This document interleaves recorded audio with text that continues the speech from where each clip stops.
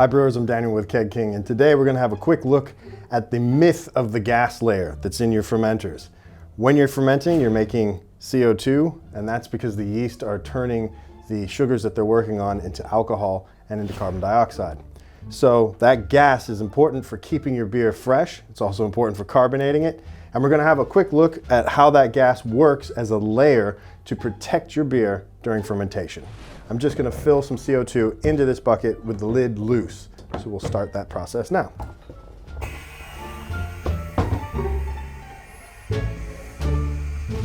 So now we have a nice cloud of gas inside this fermenter. And I just kind of move it out of the way like this.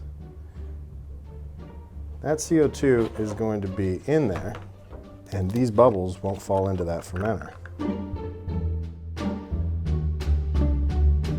So as you can see, because it was open for so long, that gas layer was getting whipped around, and eventually it kind of disappeared and the bubbles were able to fall straight to the bottom. So even in the case of a bucket fermenter like this one, if you have the ability to add some CO2 back to it, you should, because you want that layer in there. So if your yeast aren't fully fermenting, or you're closer to the end of fermentation and you've just thrown some dry hops in at the very end of fermentation, you do want to rejacket. So even just getting something as simple as a CO2 injector, which is going to use these 16-gram threaded CO2 bulbs through the bung port at the top of the lid, and just blow some gas in there. It's going to go down into the pail fermenter and at least create a small jacket against the beer with that lid closed, just to show you that there are ways and methods to keep your beer sanitary if you've opened the lid.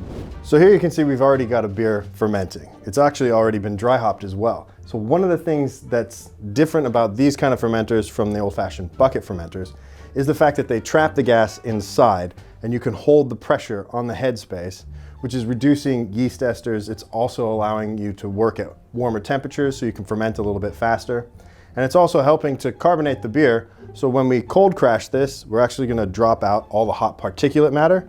If you were to depressurize and add hops into this through the dry hop port, or just by taking the lid off and dumping them in, it's absolutely fine. You just re-pressurize with CO2 and purge a bit from this headspace. So I'll go ahead and release this pressure, and you will see the CO2 come out of solution in the beverage. And this is why, if you're going to dry hop inside of any pressure fermenter, make sure you have a bit of headspace that can absorb some of this extra krausen that's going to rise up when the CO2 comes out of solution. Go ahead and relieve some of the pressure and be quick about how you do it. And then you'll be able to either remove the lid or go through your dry hop port if you have one, and add your hops that way. And then you're just going to attach a gas disconnect to the gas post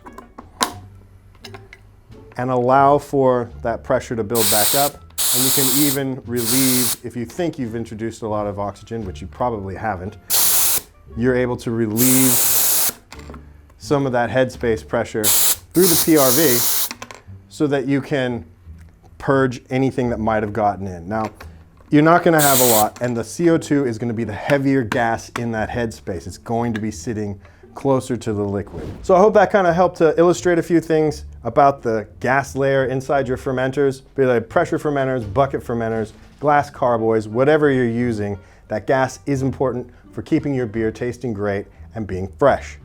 So if you like this video, hit the like and subscribe, and thanks for watching again, brewers.